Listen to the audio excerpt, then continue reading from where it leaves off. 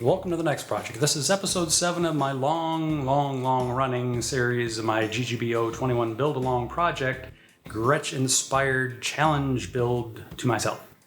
In this episode, I'm taking that open back shell of a guitar body and turning it into an actual box, adding the back, adding binding, doing a lot of sanding.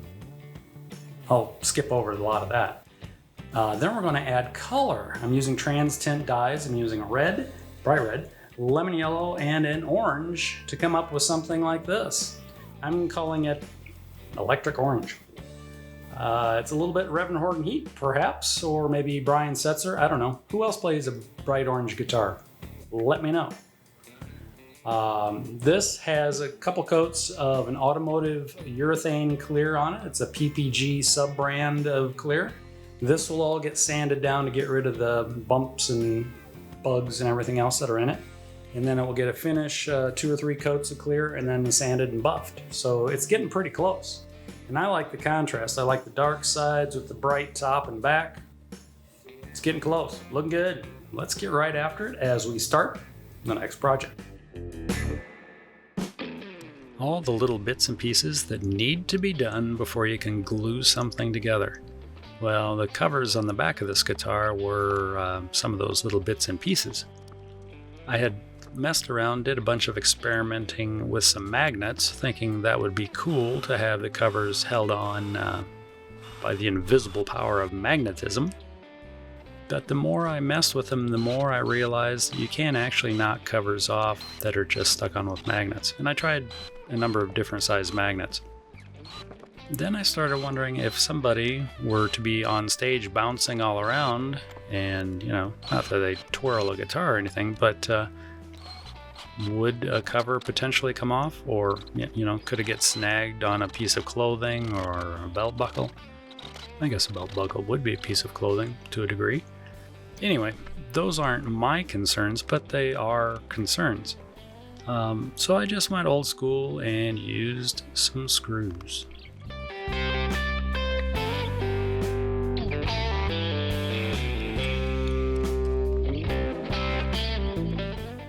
Getting ready to glue the posts to the inner trestle system rails, I decided to tape everything up on the inside, get the electronics out of the way, try to secure them to the body so they're not flopping around.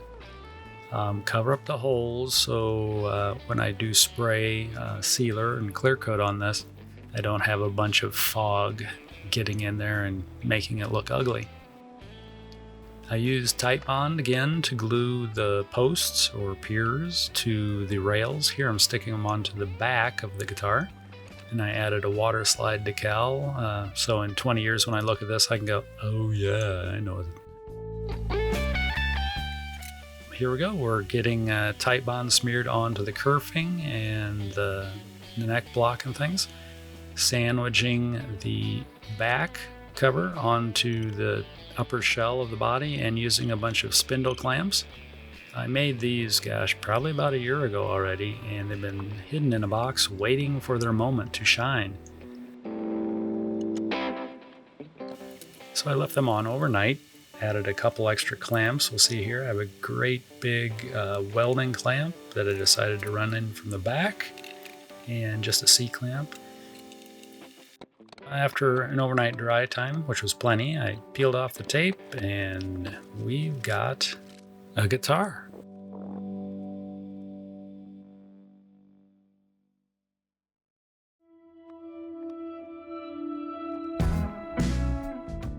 How do you keep an arch-top guitar from wobbling around? You add a bunch of little legs to it. Very stubby little legs. So now I'm taking a palm router and just trimming off the excess and getting ready to cut the back binding channel. Again, using my prototype number 3 binding channel cutter.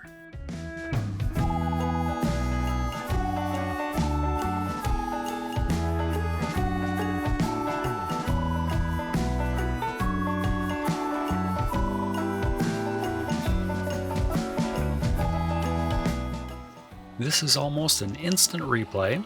of what I did on the front of the guitar. And for the most part, the back went pretty well. In hindsight, I think the next time I do this type of 2-ply binding, I will use acetone again to bond the two pieces together, but then put them into a mold of some sort that is the shape of the guitar, rather than leave the pieces laying flat.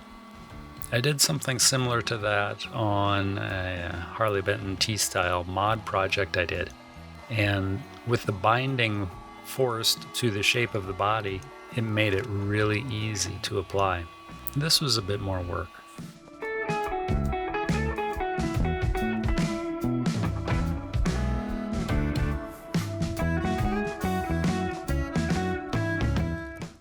After peeling off the 3.5 miles of binding tape, I used a cabinet scraper, or a card scraper, to cut away the excess height of the binding. Again, I really hadn't used this type of scraper for removing binding before, and I don't know why, because now I really love it. It does quick work of cutting binding down to size. Here I'm scraping the side of the binding, getting it level with the side of the guitar body. Just made my life so enjoyable. Really, really enjoyable.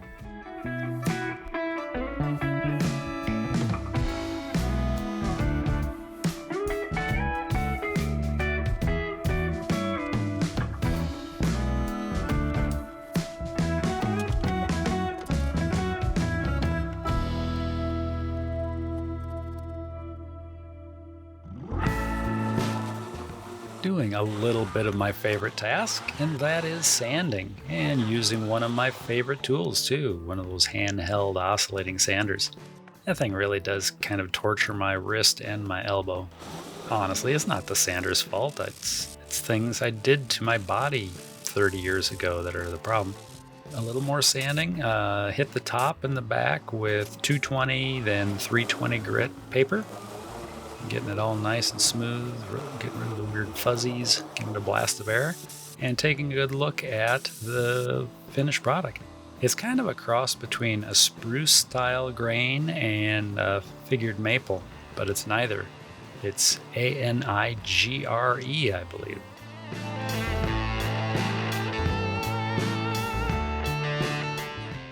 Back in the garage after a few days off, or away, or busy, pretty much. Doing some tests on some scrap material, trying to figure out colors. No, I'm not going with the pink look. That's just a watered down red trans tint dye. I'm looking more toward this orange, probably.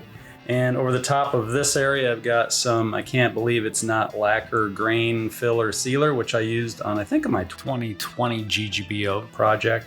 Giving it another shot just to see how it will do sealing some wood a little bit. Over here I've got some aqua coat grain filler on, just smeared it on to see how it will dry. Again, I won't be using it on this figured part of the body, but I'm just testing it for reference. We have got to get moving along.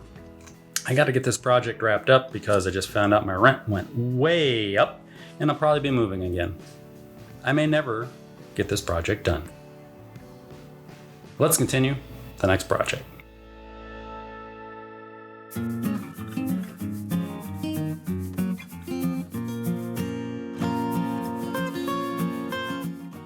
After taping off the side binding, I apply a couple coats of aqua coat to fill the grain on the side wood. Let it dry as long as it takes and give it a light sanding to level everything out, knock it down, make it nice and smooth. Then I repeat the process.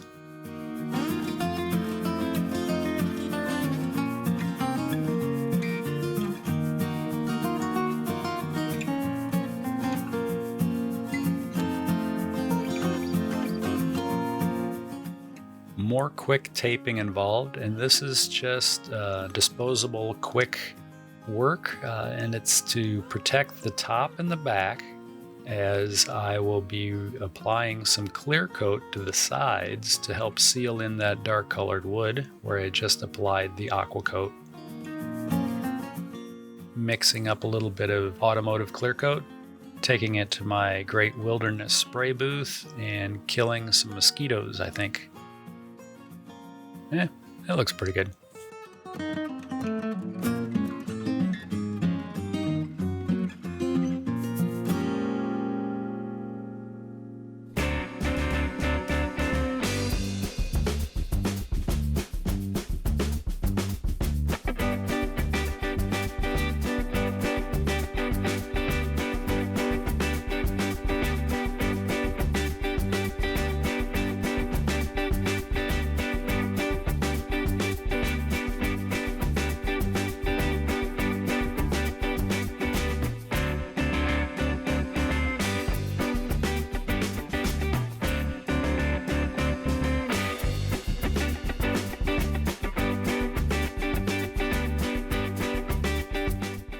Got the first 2 coats on the front and a single coat on the back so far. It's looking pretty good. One weird little spot way back here.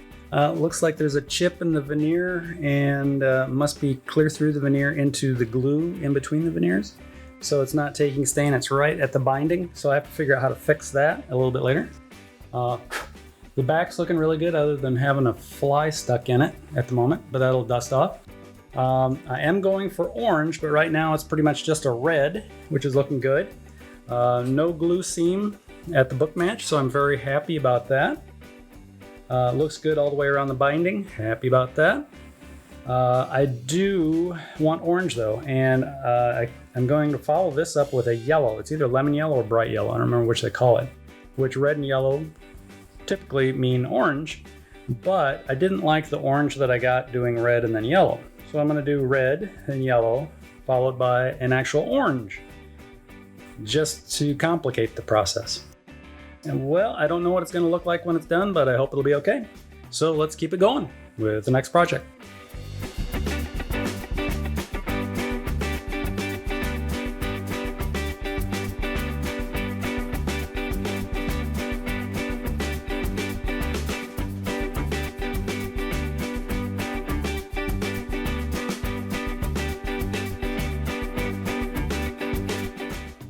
It's still raining outside, but we've got extra coats on. We're now at an orange color. This is the bright red.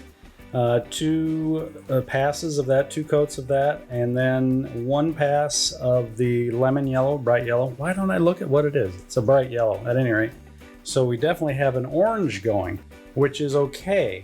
But, and this looks really good. I think if I shot some clear on it, I'd be pretty happy. I am going to stick to my plan and now hit this with an actual orange to maybe tone it down just a little bit. It's getting a little hot, and honestly it'd pop even more when I got some clear on it. But since, I don't know, just winging it, let's put some more color on it. Why? Why? Isn't there a saying like stop when you're ahead? Something like that. Let's keep going.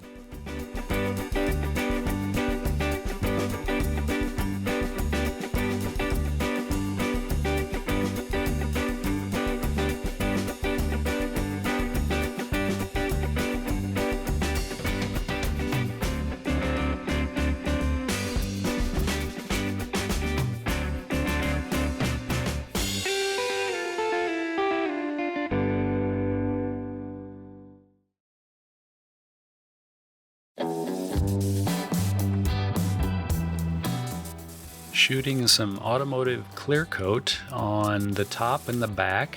This is a sealer for the die. I shot 3 separate coats, about 15 to 20 minutes in between coats. Just put it on kind of light. This is to lock in the die and to help tame any raised wood grain. This all gets sanded down to 320 wet paper, and then right back at it a couple days later, shooting 3 more coats on the top, back, and sides, also the headstock there. And then this is let to dry. This will get sanded again with probably 320, 400, and then probably another 3 coats of clear will be applied. That will get finished sanded and polished to a high gloss. I want to thank everybody for tuning in and watching the video. Hopefully everybody's made it this far. If you have, you deserve a prize. I don't know what that is, but you deserve something. Thanks for hanging with me. Take care of yourself and those around you.